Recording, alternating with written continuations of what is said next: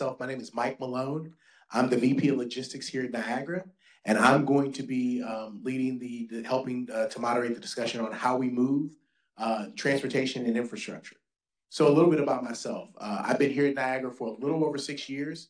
My role, as I mentioned, is the VP of Logistics here at Niagara.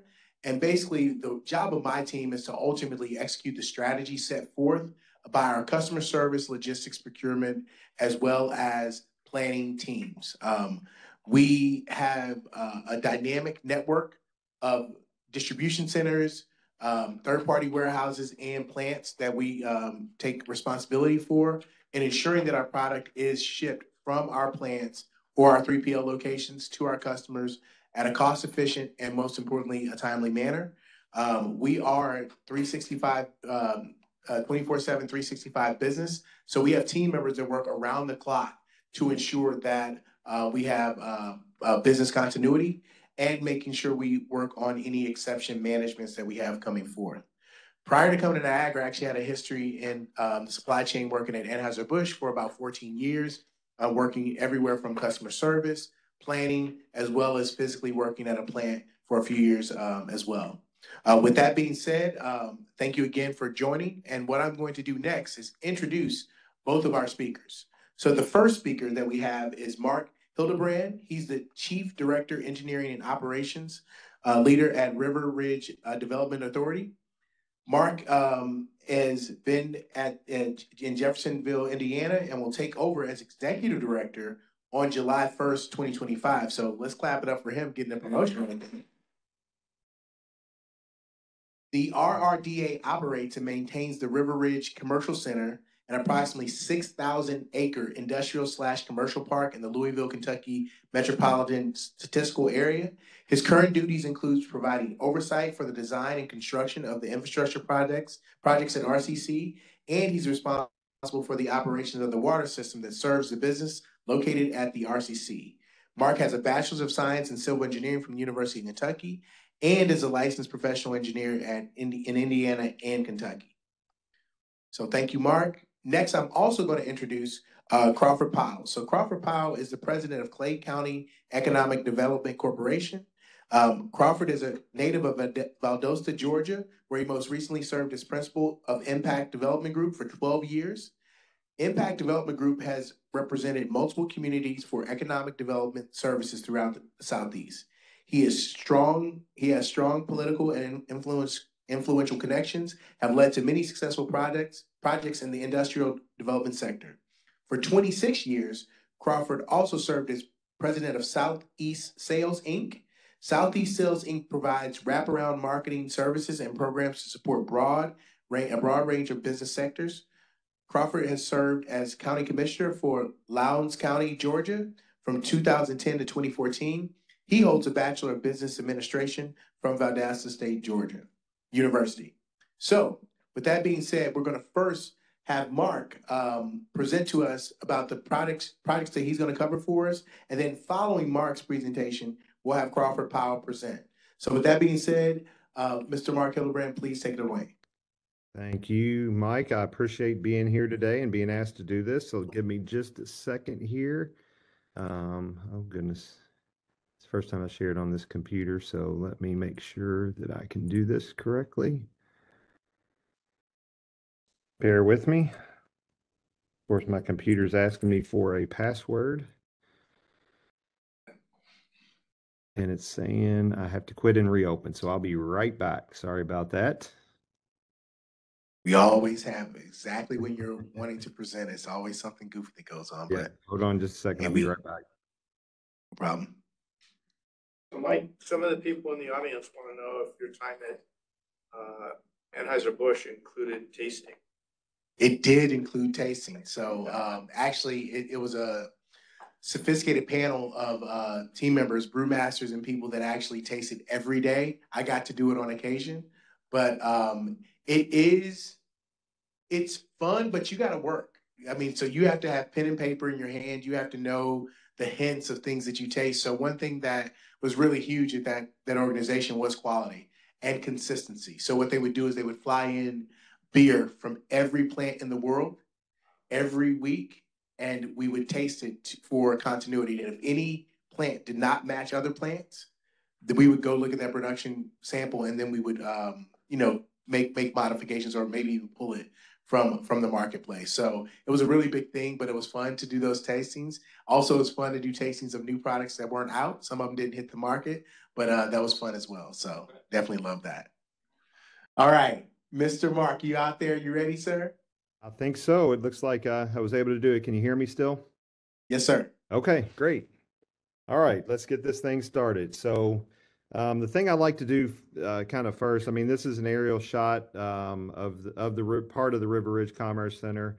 So just to tell you exactly what we are, there was a little bit in the bio, but to start with a map, as a civil engineer, we always like to have maps and plans and all that kind of thing. So that's kind of the way I start. But just to give you an idea of where we're located, so we are actually in Jeffersonville and Charlestown, Indiana, Clark County, Indiana. We are just across the Ohio River from Louisville, Kentucky, and there's probably several people that are a part of this that may have watched an event over the weekend that happened in Louisville, Kentucky that we're pretty well known for. So to give you an idea of where we're talking about, obviously this part of the presentation is talking about infrastructure and that kind of thing. And one of the things as far as infrastructure is concerned, one of the things that kind of stands the River Ridge Commerce Center out from other places is kind of our proximity, our location in the Midwest, but also our proximity to the Louisville International Airport with the UPS World Hub. We've got a river port just a couple of miles from us.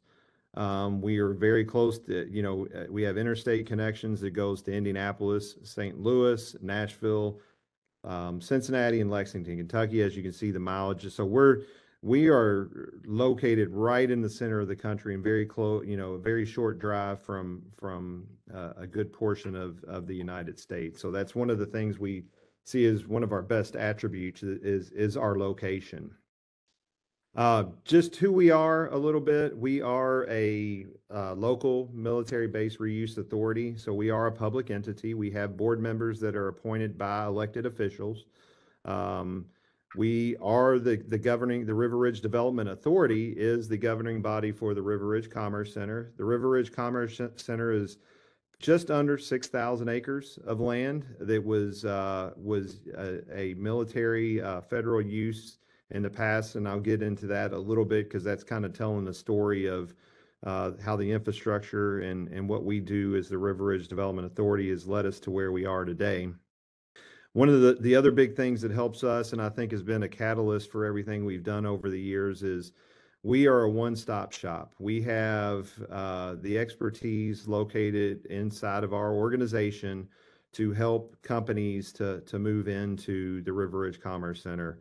As it was stated, I'm a registered civil engineer. I have infrastructure and site development experience throughout the years. We have a landscape architect on staff here. We have an in-house attorney, which is good for negotiations and contracts.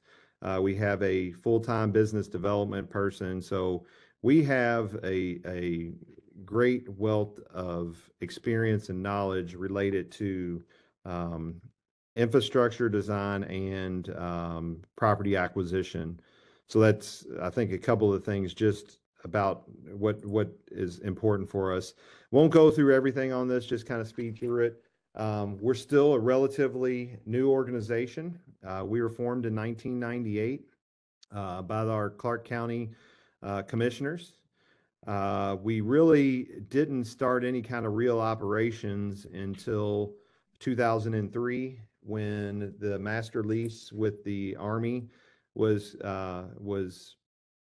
signed.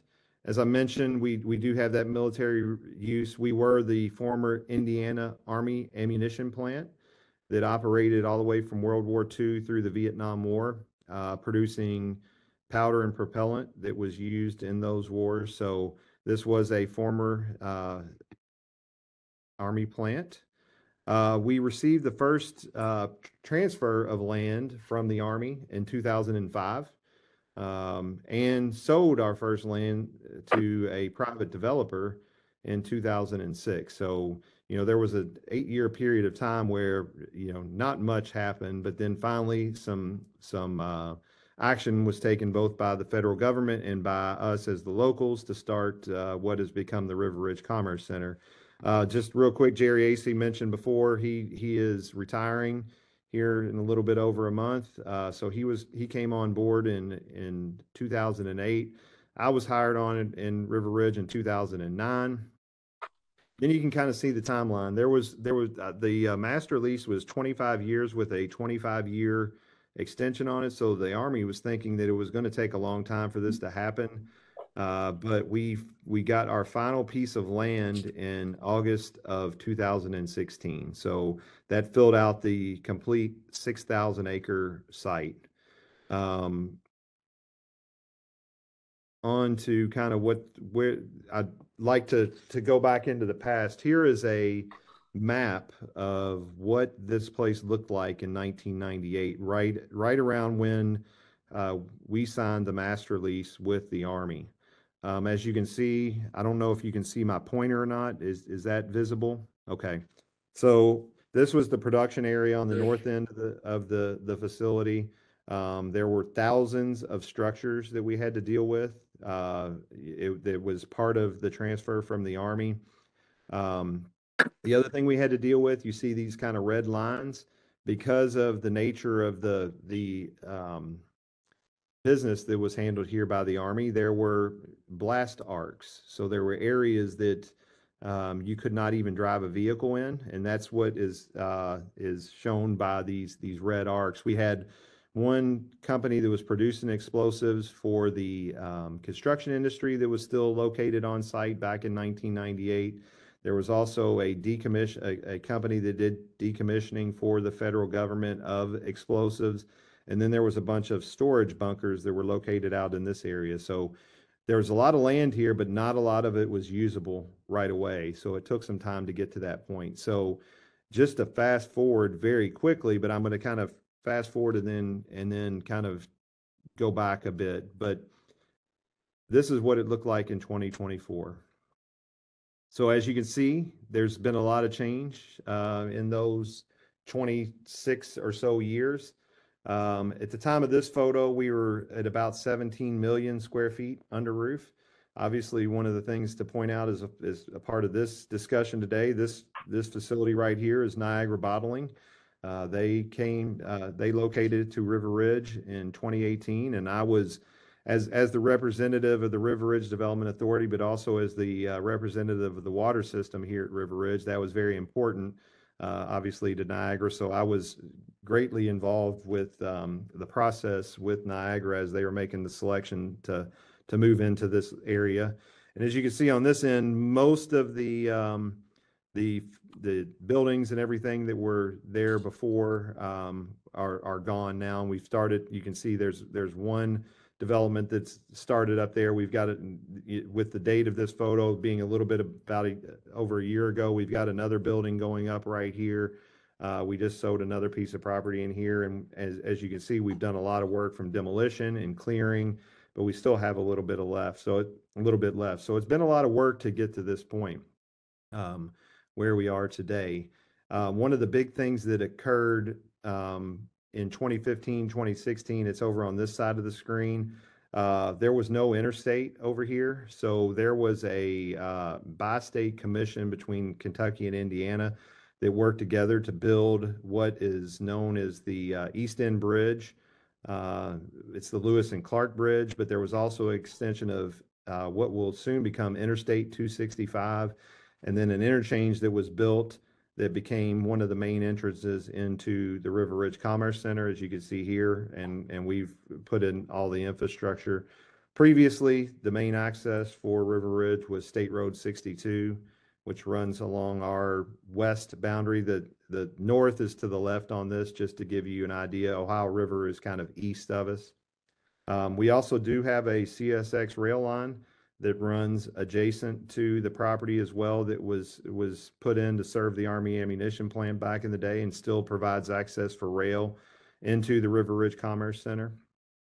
So over the years, we've had to, basically we've gone from what the Army left us, which was, there was a lot of infrastructure here, but it was from the 1940s. So basically all of it had to be redone to serve today's kind of standards. So that is the work that we've been focusing on in, now my 16th year here at the River Ridge Commerce Center.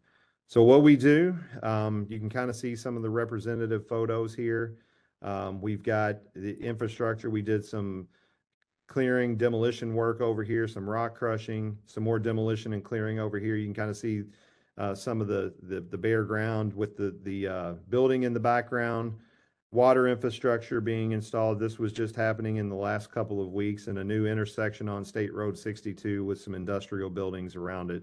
So to date, and the majority of this has occurred since about 2010, 2011, we have spent $180 million on site in clearing, demolition, and other infrastructure improvements. An important note to that is that the majority, probably more than 90%, maybe upwards of 95% of that $180 million has been generated within our boundaries. So we are not receiving funding from state agencies, other county agencies, or municipalities around us. We have a tax increment financing district and an urban enterprise zone that allows us to capture property taxes of the businesses, the increase in assessed value of the businesses that are located within the River Ridge Commerce Center. We then use that to fund bonds. So we've got about, of that 180 million, we've got about $132 million in bond debt right now that we are paying off with our urban enterprise zone income. And we still think that we have $150 to $180 million worth of infrastructure to put in over the next, probably 5 to 10 years. So we're working on that very diligently. The other source of revenue that we have here is property sales or land sales. Obviously, at some point we're gonna run out of that resource, because once we sell out the land, we won't have that anymore. But the thing we do with our urban enterprise zone is we capture the personal property and real property taxes for 10 years, but it also serves as a incentive for the companies that are moving in here. The increased assessed value is that the property taxes are reduced by 51% for the first 10 years. And that is a membership fee that is paid to River Ridge. After that 10-year period, the personal property taxes go to municipalities, and the real property taxes continue to stay with River Ridge. So we've got an ongoing source of income for maintenance and continued construction activities and payment of debt service. So that's kind of the way we work financially. Here's a map of the River Ridge Commerce Center. It's kind of the same map that I showed earlier. Just to let you know what the colors signifies. The properties in orange are sold properties. The properties in blue are still the available properties, and the properties in green are under contract at the time of this map. And this map was dated just a couple of weeks ago, so we had a recent land sale that we added to this map just a couple of weeks ago. Going to go into it a little bit more, but while I've got the map up, a couple of the things that happened here recently, we landed a Meta data center on 620 acres located right here in the Commerce Center. We also landed a solar panel cell manufacturing facility for Canadian Solar. And I'll have a little bit more details about those here in just a bit. And then also, this one's an interesting one. We landed a Cheesecake Factory bakery facility, not a restaurant. They are doing their third production facility in the United States, and they chose River Ridge as a part of that. And as you see down here, we have 80 plus companies over 12,600 employees on site currently, 17 million square feet under roof, and we expect another 3 million plus square feet, mostly done before the end of this year. So we'll be up over 20 million square feet, which would obviously is a big milestone for us. Here's a little bit more. Won't go through everything, but big things here. Canadian Solar, 1,200 new jobs, nice capital investment, but it also has good paying jobs. They're above the county average. Cheesecake Factory, again, we've got a good name there. We've got a bakery facility, so it's another food and beverage similar to Niagara. Meta with the hyperscale data center. Phase one, 800 million of capital investment, and they have enough to do a second phase. A couple other ones, we have Communications Test Design Incorporated. Probably don't realize how much this impacts your day-to-day life, but these guys, they do repair work on small devices. They have contracts with Apple and AT&T. They repair iPads, iPhones, and everything, and put them back into the market. And then a good one for us, the Census Bureau. They had a location in Jeffersonville that has been there since the 1970s, and they're building a new facility to replace that facility in Charlestown at the River Ridge Commerce Center. So how do we get these projects? And this is leading into that kind of infrastructure and facilities. So big part of it, obviously, is you have to be able to treat wastewater in order to bring new companies in. We've got an expansion and we've got a new wastewater treatment facility. The two cities I mentioned earlier, city of Jeffersonville and the city of Charlestown. Both of them are spending over $40+ million for upgrades to wastewater treatment. So that's ongoing. So that's helped us to land these projects, leading to the increased infrastructure that we have at River Ridge. River Ridge contributed $12 million to each of these projects in agreements with the operators, with the municipalities, to make sure that they were able to get these projects moving and in time for the projects that we are working on. Where are we headed? We have little over 1,100 acres of industrial property. You can kind of see that on the left-hand side of the screen. 305 acres in an office park remaining. So that's, those are the big things that we're looking at into the future of what do we have to do to get there? And what we have to do to get there, you can kind of see there at the bottom of the screen. Our construction budget for 2025 includes another $2.1 million in site preparation, 1.2 in demolition, and then $38 million in infrastructure. And I'm going to get into a project that's a big part of that, but the infrastructure includes what we do typically here at River Ridge is we build the new roads that are replacing the old Army roads. The ones you see in this picture are the old Army roads that are really not usable now. You drive heavy traffic over top of it, they just kind of fall apart. So we're putting in 3-lane curb and gutter roads that are built to heavy haul standards, so that there's no restrictions on loads or traffic or anything within the Commerce Center. We also extend water and sewer to each of the developments and along those roads. One of the big projects, so just on the map, just to kind of give you an idea of where those two areas are, we've got the 1,100 acres on our north end in Charlestown, and the 305 acres in our office park. Huge project that we have going on right now, probably very important to Niagara and their operations here. We are building a new water treatment facility to go along with our existing one. We have a great partnership with the Indiana Department of Natural Resources. This is located on Charlestown State Park, which is directly adjacent to the River Ridge Commerce Center. The Army built here years ago because there was an aquifer that was right along the Ohio River that is believed to be able to produce up to 100 million gallons of water a day. The Army by itself was using about 70 million gallons a day in their operations during their time here. We're putting in a new plant that will increase our capacity from 6 million gallons a day to 12 million gallons a day, doubling our capacity. That gets us, in the project cost for that is about $26.5 million, starting literally this week. That project starts, and we expect it to be done before the end of next year. One of the other things we're looking at, associated with kind of the infrastructure and how people get in and out is a twofold project: interchange improvements on 265. This was built as a rural intersection when it was done about 10 years ago. So we're seeing a lot of traffic. So we're looking at a more modern, more efficient layout of that. Along with that, we're looking at quite a bit of improvements within the River Ridge Commerce Center.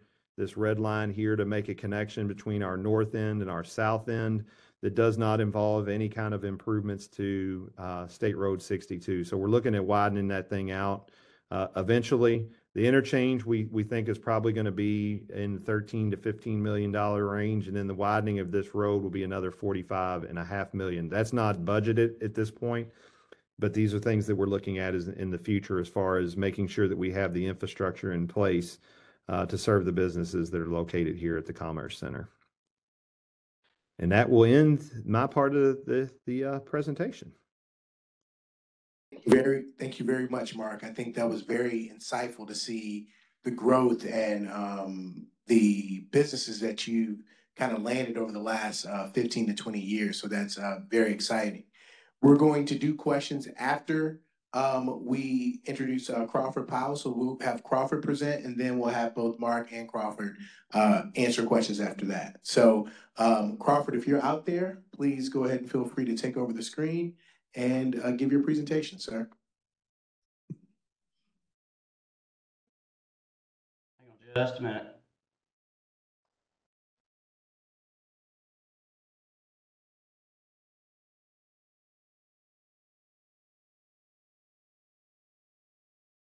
All right, good afternoon. I am Crawford Powell with Clay County Economic Development Corporation. We are located immediately southwest of Jacksonville, Florida, on the opposite side of the St. Johns River. And I'm going to give you a little background on where we are and what we did and where the Niagara project located within Clay County. So I don't have quite as many pretty pictures as Mark did, but we'll see what we can do. So this is kind of where we started with the Niagara project, with a area that was just outside of a new development section for Clay County. And we started here like most communities do. So let me take you to the next slide. And this is where we ended up today with Niagara's facility. And I'll show you kind of how we started and how we got to where we are going.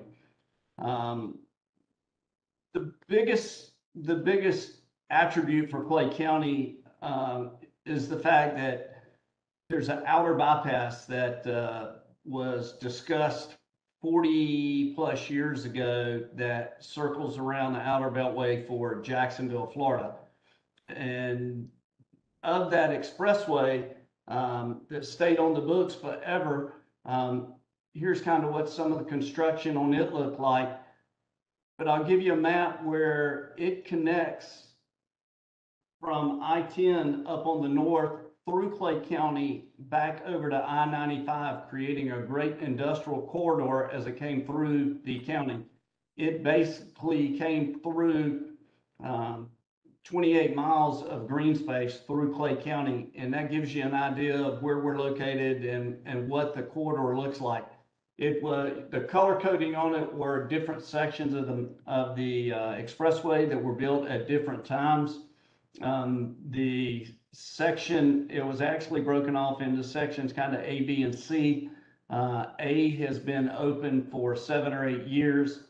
B and C will be opening together later this summer, where they will connect through Clay County. And if you notice the St. Johns River in blue there, not the ocean to the far right, but the St. Johns River coming down, the bridge is in production now.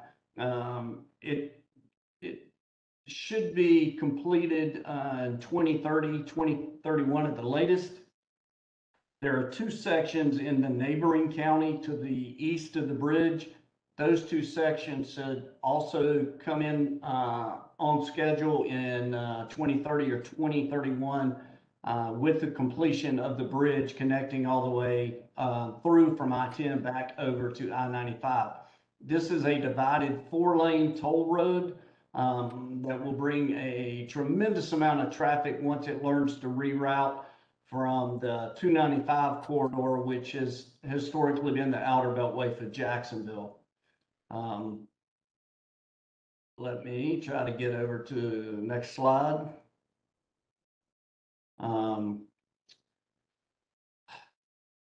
So there are 46 total miles in the First Coast Expressway. 28 miles come through Clay County with 7 interchanges.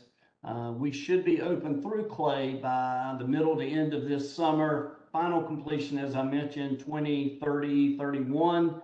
And as we all know, the cost of paving today is incredible. The bridge will come in probably at $1.3 billion capital investment, and that's been over about a 15-year time period that it's been in construction phases. There is as you would expect in Northeast Florida, there's a tremendous amount of water that had to be crossed. So there are multiple bridges coming through the county.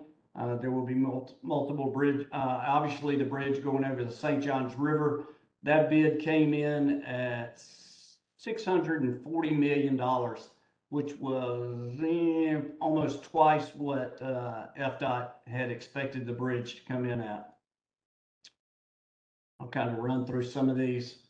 So when Niagara was looking for a site, the fact that the expressway was being built was a huge positive for Clay County, providing the transportation infrastructure, again, connecting from I-10 to I-95. Once you're on I-10, you can go back west on the north side of Jacksonville and connect back going north on I-95, or you could go west on I-10 and connect back over to I-75. So the transportation connection for Niagara was very important. Clay County also had the available water capacity. We have a tremendous workforce, and we had a supportive state and county government that made Clay County an existing opportunity for Niagara's location.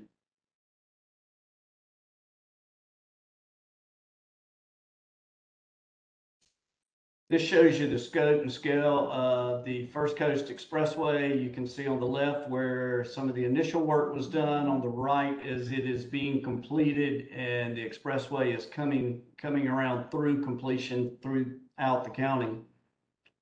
So the big thing that we did not have was direct access off of the expressway to the site that Niagara was interested in. So discussion quickly evolved into how do we create what we need for Atlantis Drive. This shows you a picture of the expressway and the Niagara facility with Atlantis Drive going immediately next to Niagara. So it's about a half-mile long. It's a divided 4-lane at the entrance. It next down to a 2-lane going back further into the development. It provided immediate access for Niagara, but it also provides future support for the additional growth through this industrial area. You can also see in the slide that it was $2.65 million. That was through a jobs growth grant fund. If I could only build one today for that amount, I would be. So as we know, the cost of transportation development has gone up exponentially. So the county worked with the state to provide the funding. The county provided the development. The road was being built as Niagara was in production, and they both came online approximately at the same time. These are some of the early pictures of the site for Niagara and the development of Atlantis Drive. Most of us have woefully watched these things take forever to be built, but it's pretty cool once you see them historically with what they're going on. And yes, I am running through these quickly because I know you've seen a lot of slides today. So bear with me on that. This is where Niagara is today. This shows Atlantis Drive that we developed in to support that growth. It shows the Niagara facility. Off to your left in the left-hand picture, you also see the First Coast Expressway and how attractive it is for industry locating along the expressway. Couple of more pictures of the facility. I think, if I remember correctly, this facility is 820,000 square feet under roof, and they have been a tremendous asset for the community development. This is the final picture in the group. This shows the expressway being complete with the Niagara facility at full production, and you see the available acreage around Niagara for future industrial development as we continue to grow throughout the county. It was very critical once the expressway was put in to create access to the expressway for industry. And that was the primary goal of this grant funding from the state and the county support to create both immediate support and future development for this region. And with that, I flew through a presentation, but you are welcome to funnel questions back through the moderator. Thank you so much, Crawford. So first of all, guys, let's give a round of applause for both Marc and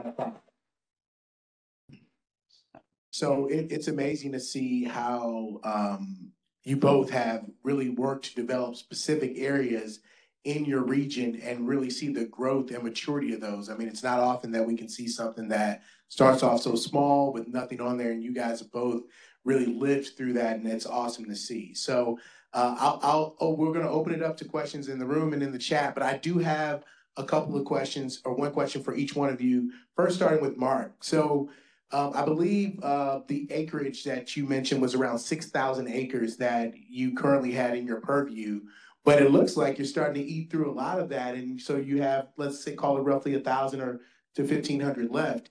What happens as you get more of that under contract? Do you have room to expand? Is there any talks of that in the future, or how are you looking at that situation? Where we sit today, no, we don't. We don't have any directly adjacent. There are some things kind of in the vicinity that we've been exploring over the years. And again, like I said, this has taken to get us to where we are today from the first sale to now has been approximately 20 years. And what we've done to kind of help with that potential kind of a quick run out, our board had some great foresight in doing a spec moratorium. So we are no longer selling to speculative developments. Those typically, it was great in our early times because we started with little to no money, so that was able to get some buildings under roofs that would allow us to then do the infrastructure. But what they recently done with that spec moratorium is we're focusing on bringing in companies like Niagara that are bringing in jobs that people will move to the area for, that are careers, not just jobs. So I think that's going to slow down the progress, but we are welcoming the slowdown because we think that's going to be better for our region in the long run. Beyond that, we are looking at some areas outside of the Commerce Center to potentially grow in the future. But we still think that we've got quite a bit of time before we run out of land completely. Awesome. No, thank you so much for that. And then Crawford, for you, obviously the piece of roads and things that you were developing near to our hearts in Jacksonville, I actually got a chance to visit right before everything was finished in construction. So it's amazing to see how it has been developed, because you go down there, and I remember at one point we were like driving on dirt roads, and so the muddy, the vehicles, we didn't get stuck or anything, but certainly it's amazing to see how that all came together. So my question for you is that with building out a road or something of that nature, how do you guys determine that Obviously, Niagara needed it because we physically couldn't get tractors and trailers in and out of the facility without it. But, you know, when you look at that partnership and growth, what makes you determine that, yes, we are going to invest in this as a state or as a region to make that road for this particular company? And for us, it was not, it was our company, obviously. How do you guys kind of go about that decision-making process? So Clay County is very supportive of industrial growth in the area. The grant funding that was received was part of the state of Florida grant funding program, and the ROI on that is creating jobs and capital investment. So the county would commit to X number of jobs and X amount of capital investment in that area in support of the state funding that went into the grant road. So we knew that Niagara would be a significant employer and investor in that area. So we felt like putting that road in at that time, Niagara was just the initial startup that kicked off the growth in that area. And so we're counting on the infrastructure being there that will be kind of like Mark said, you know, he's putting in roads and water and sewer, and that's the same thing that we do to try to kickstart growth in a certain area.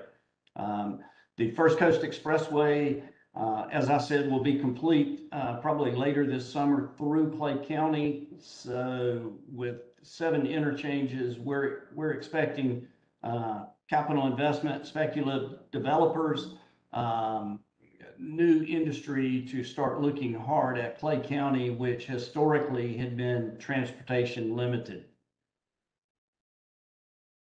Thank you so much. Guys, do we have any additional questions in the audience? I think we do. Go ahead. Hey guys, it's John Krug with the Economic Development Community Relations team. Great presentations by both of you. Thanks for doing that. The one thing that struck me, it made me realize that whether you're talking about multi-million-dollar developments or multi-billion-dollar developments, there's a common thread that runs through both of your initiatives, and that's clearly infrastructure, and it's very admirable the way you guys addressed it. So my question is, I wonder if there's another common theme. I know you guys are bumping into clients and prospects routinely. Are you hearing anything unique or different that might be of value to Niagara, either complaints or needs and wants? Is there a common theme of those things that runs through the prospects that you're dealing with? Just curious, because those insights might be valuable to us in terms of future site selection. Mark, you're up. Okay, I'll take it first. Yeah, I mean, I think the biggest thing that we hear probably in the recent past and currently is really related to power. With automation, and I've lucky enough to very recently tour the Niagara facility here in Jeffersonville, and just seeing all the automation that's there. Every time you add automation or some of these new industries that are coming in, they're very heavy power users. So what we're seeing is that that rates aren't as big of an issue anymore. It's availability of power.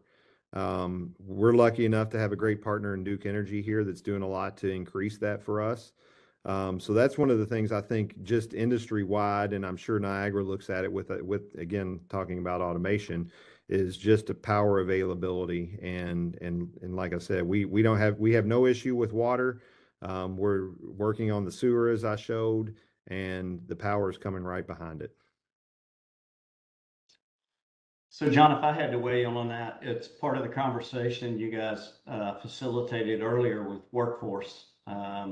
Sites and location are great, but you've got to be able to show an available workforce. You've got to show a workforce that's being trained and a workforce that's viable, not only for today, but 5, 10, 25 years in the future. And Clay is exponentially growing as far as new residential development because of the expressway also.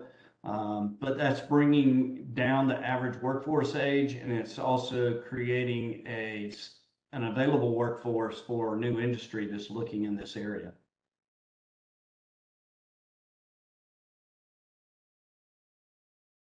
Yeah, I think we have another question right there. I just wanted to actually use the mic once. And I don't remember if it was Mark or if it was Crawford. Oh, sorry. My name is Steve Ty. I'm a councilman in Diamond Bar, California. And I don't remember which one of you said this, that you, when they're getting ready to build, you seeded them with $12 million. And I wondered why you came up with that figure. Yeah, that was me. It was related to the wastewater treatment facilities that we have going on here. I think it was, I think we got to a negotiation point with the city of Jeffersonville because they were a little bit out in front of the city of Charlestown, as far as those improvements. And I think we got to a point that they were asking for $12 million. And I think it was nothing more than the city of Charlestown said that you gave the city of Jeff 12 million. Why don't you give us 12 million? So I think it was as easy as that. But we knew the importance of it because if you don't have anywhere to obviously treat the wastewater that comes from a development, you won't be able to add any new development to that. So again, I think it was maybe a little bit of a calculation because it's about a quarter of the capacity, the total cost. So, and that's very close to what our capacity is. So I think it was maybe related to that, but then behind it, it was just, they got it, so give it to us as well. And both of those municipalities have appointees on our board of directors, so that those guys are our bosses as well. So it kind of made it a little bit easier for us to do that, I guess. Thank you. Any other questions from the room? Any online? All right, we want to give a round of applause again to Crawford, Powell, as well as Marc Hildenbrand for their great presentations today. It was amazing to see again, the infrastructure view and the infrastructure build, because obviously that's the part of the land that we have to develop first prior to putting our buildings on there and for other companies. So thank you guys so much. You're welcome. With that being said, we are going to go into our closing remarks, and I think we'll have dual closing remarks today from both our Mr. Raleigh Sanderson, the president of Niagara Bottling, and Mr. Brian Hess, who's the executive vice president of legal regulations and government affairs. All right, guys, come on up.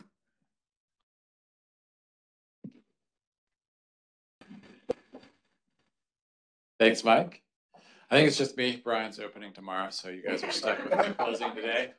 I know it's been a decently long day already, so I'll be really brief and really quick. But I wanted to say thank you, everyone, for coming out here today and for joining online. We really appreciate it. We know that everyone's busy, has a lot going on in their lives, and so taking a couple of days to spend some time with us means a lot, and we really appreciate the time and the effort and the commitment. So we thank you very much for that. We know that some people have traveled a long way to be here. I've heard some people are here from all the way from Virginia, but via London. So thank you very much for the long, winding road to get here.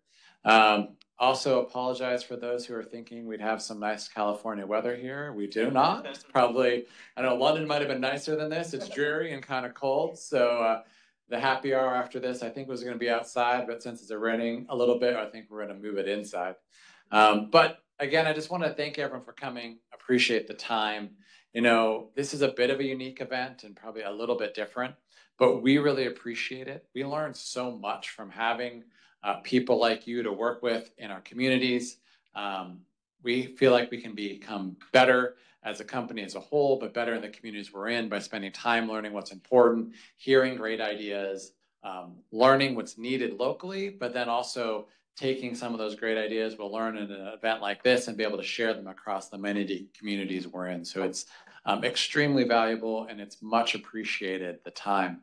Hopefully it's also been beneficial for you. We know our team has really benefited from it, from hearing from all of you, but hopefully the interaction amongst each other has been helpful. I always find it really refreshing, and I learn a lot when you're able to find that time to be a little bit out of the day-to-day grind of your job, where you can interact with smart, interesting people and learn and network. And so that's always helpful. And hopefully that's been a little bit of this for you today and will be tomorrow. I think those are mine too. Also, as Doretha has reminded me, thank you for being here in person, but thank you for all being online. We know traveling out here can be challenging, but sitting online for many hours is also challenging and not always the most fun. So thank you for being online and spending the time and supporting us. So we really appreciate it. A lot of good comes out of these things. And in the end, it's very nice to be together. But what's most important is the things we learn and that we act on those things. So then it's on all of us to go out, take those learnings and go forth and implement them. So hopefully we'll take the feedback we've got from all of you and go execute that when we're done here after the couple days. I did also wanted to say, I haven't been able to spend time with you all day today. I'll be around a little bit tomorrow. But if there's anything personally I can do to help you locally or provide references or any support you need, feel free to reach out and connect with me. I'll be around for a little bit here tonight and then be around a little bit in and out here tomorrow. So in the end, thanks for having such a great day and really appreciate everyone coming. Thank you very much.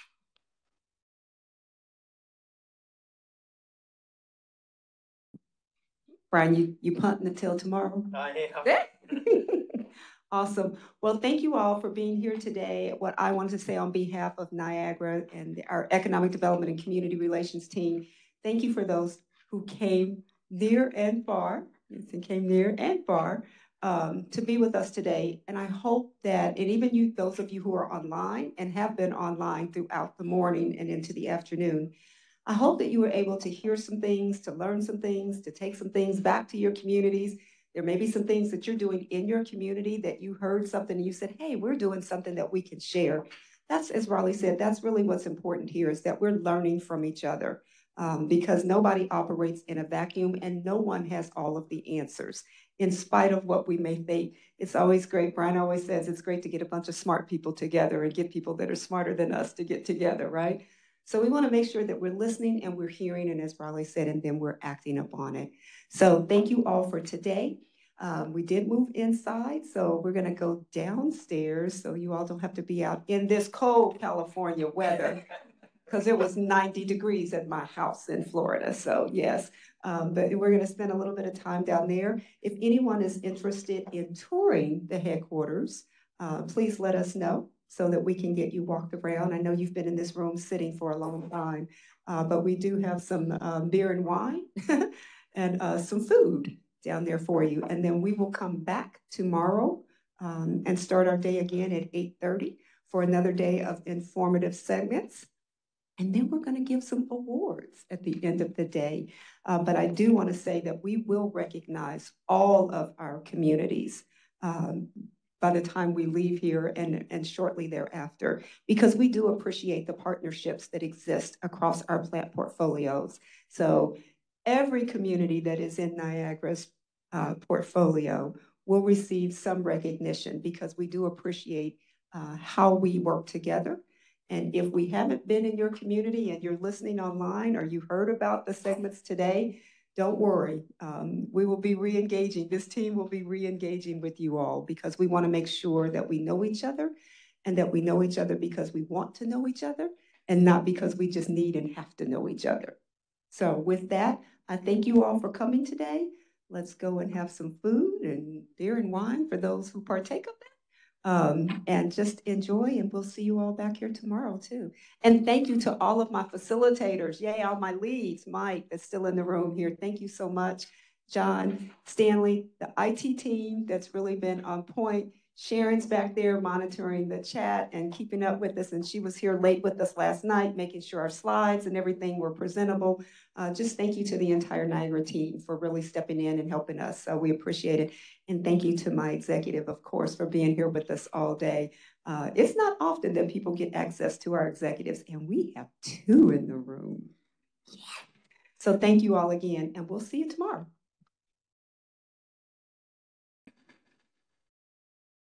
Oh, for people in the room, Stanley says a group photo.